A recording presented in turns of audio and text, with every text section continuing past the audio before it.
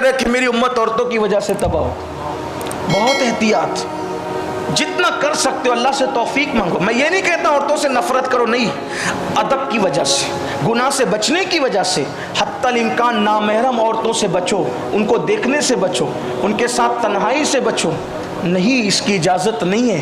ख़ास तौर पे नौजवानों से कहता हूँ, जवानी चली जाएगी, जवानी में किए हुए जराइम बाकी रह जाएंगे, जवानी में की हुई गलतियाँ बाकी रह जाएगी, रोगे बुढ़ापे में, लेकिन उस वक्त तो तौबा के लिए हाथ भी ना उठेंगे। कभी कभी तौबा की तौफीक भी छीन ली जाती है। इसलिए अभी एहतियात करो। गुनाह करके तौबा करने से बेहतर है कि इंसान अपने आप को पहले ही गुनाह से बचा ले। बीमार होकर दवा लेने से बेहतर है कि उन ग़िज़ाओं से परहेज करो जो तुम्हें बीमार करती है। इस्लाम ये बात करता है, एहतियात की बात करता है। वो सुअर चराने लगे, हज़रत शेख अबू बकर शिबली कहते हैं, हम उठे, अमीर साहब को, अमीरुल हज को तलाश करने लगे कि कहाँ है वो, नहीं मिले। तब इधर उधर ढूंढने लगे उनको, हम तो हैरान रह गए, वो तो सुअर चरा रहे थे। हज़रत अबू बकर शिबली कहते हैं, मैं गया, कहा अमीर शेख अंदुलुस से, कहा आप अमीरुल हज क्या कर रहे हो? उन्होंने कहा, अबू बकर शिबली, अब मैं शिकार हो गया अल्लाह की खुफिया तदबीर का, मुझे कुछ सुझाई नहीं देता इस लड़की के सिवा। कहा लड़की थी बड़ी खूबसूरत। मैंने कहा हम हज के लिए निकले हज़रत, हज को चलें, वो उनको क्या कहेंगे? कहा अब जो भी हो कुछ नहीं। कहा आपको पूरा कुरान हिफ्ज़ था ना? कहा मैं पूरा कुरान भूल गया सिवाय 2 आयत के, बस 2 आयत याद है मुझे बस। वो 2 आयत कौन सी थी? अल्लाह जिसे गुमराह करे उसे कोई हिदायत नहीं दे सकता, अल्लाह जिसे जलील करे उसे कोई इज्जत नहीं दे सकता। ये 2 आयतें याद रहेगी और एक हदीस याद रहेगी। कहा वो कौन सी हदीस?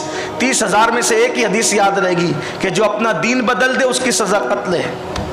अब कुछ याद नहीं है मुझे। जब ये बात बगदाद पहुंची तो बगदाद के खलीफा ने ऐलान किया, जब वो ऐसा मुहद्दिस बिगड़ गया उस औरत के चक्कर में, अब कोई हदीस नहीं पढ़ेगा, बंद करो सब। सारे मदरसे हदीस की मसनदें सब उठा कर रख दी गई। उलमा से लोगों को तनफ़ुर हो गया, जो वो नफ़रत हो गई। अब लोग अजीब अजीब बातें करते हैं। आप तो जानते हैं कि छोटा सा होता है तो लोग बड़े ही करते हैं। ये काफ़िला रोता धोता हज को पहुंचा। अब किसी का दिल ही नहीं लगता था, इतना बड़ा आदमी चला गया, अमीर काफ़िला था वही लुट गया, तो सब रोते धोते, अजीब हालत थी। शेख अबू बकर शिबली कहते हैं हमने मिना में, अरफात में, मुज़दलिफ़ा में बहुत दुआएं की उसकी हिदायत के लिए। वो तो हज को जाने से रहा। जब हज करके हम वापस लौटे, हज करके वापस लौटे तो फिर उसका वही हाल था। मैंने बहुत समझाया, कुछ करो, निकलो। उसने कहा कि मुझे कुछ सुझाई नहीं देता, आप जाओ। तो कहते हैं कि हम फिर रोते धोते उसका हाल देखते हुए, अल्लाह की बारगाह में तौबा तिल्ला करते हुए जब हम बगदाद की तरफ आए तो हमें डर ये था कि बगदाद वालों को मुंह क्या दिखाएंगे, बगदाद वालों को जवाब क्या देंगे। बस इसी हालत में, चूँकि बहुत तवील अरसा बीत चुका था निकल करके वापस लौटने में, ऐसे में वो हमारे साथ भी नहीं आता था, दुआएँ थी। जब हम बगदाद के करीब पहुँचे तो हमने देखा पीछे कोई दौड़ते हुए आ रहा है, दौड़ते हुए कहता रुको रुको रुको। और जब हमने देखा, उसकी आवाज़ सुनी तो वो शेख अंदुलुसी थे। तो उन्होंने नहर में गुस्ल किया और गुस्ल करके ज़ोर से पढ़ा, अशहदु अल्ला इलाहा इल्लल्लाहु व अशहदु अन्ना मुहम्मदन अब्दुहु व रसूल। यानी फिर वो मुसलमान हो गए थे, इस्लाम की तरफ आ गए। अब फिर काफ़िले में मिल गए। काफ़िले में मिलने के बाद बगदाद शरीफ पहुँचे तो फिर हदीसों की मसनदें आबाद हो गई, मदरसे आबाद हो गए।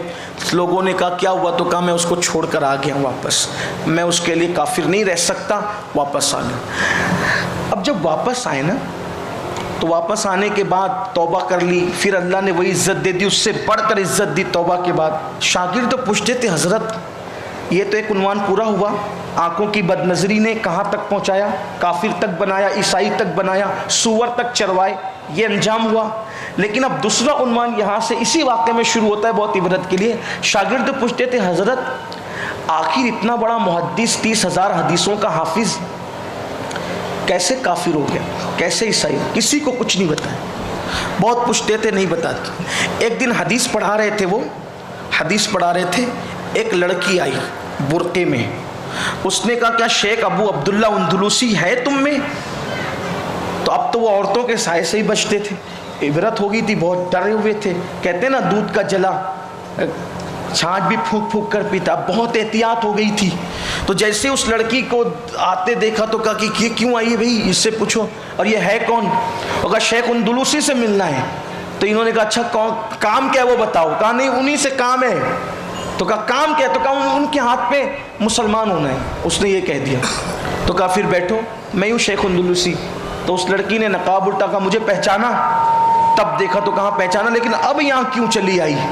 तो कहा इसलिए चली आई कि जब तुम मुझे छोड़ करके आ गए तो फिर मुझे भी तुमसे मोहब्बत हो गई थी। तो मैंने ख्वाब में देखा कि मेरे ख्वाब में मौला अली तशरीफ़ लाए, और अली ये मुर्तज़ा तशरीफ़ लाके कहते हैं कि कलेमा पढ़ और मुसलमान हो जा। अल्लाह ने तेरा जोड़ा उसी के साथ लिखा है, और मुसलमान हो जा और जाकर उससे निकाह कर ले और उसको बशारत दे दे। बहरहाल फिर मौला अली का ख्वाब सुनाया, कहा कि मैं तो वो तो मुझे कलेमा पढ़ा चुके हैं ख्वाब में, अब बेदारी में आप पढ़ा दे।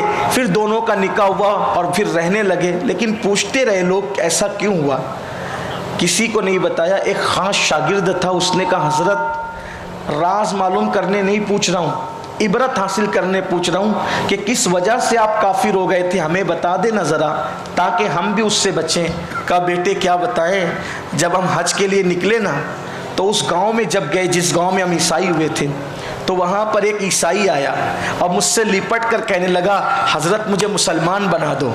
तो मैंने अपने आप को मुत्तकी समझकर और उसको हकीर समझकर कहा ओ काफिर चल निकल यहाँ से, ओ काफिर चल निकल यहाँ से। ये कहा, अल्लाह को यही बात नागवार गुजरी, उसको तो ईमान भी दिला, विलायत भी अता की और मेरा ईमान छीन लिया।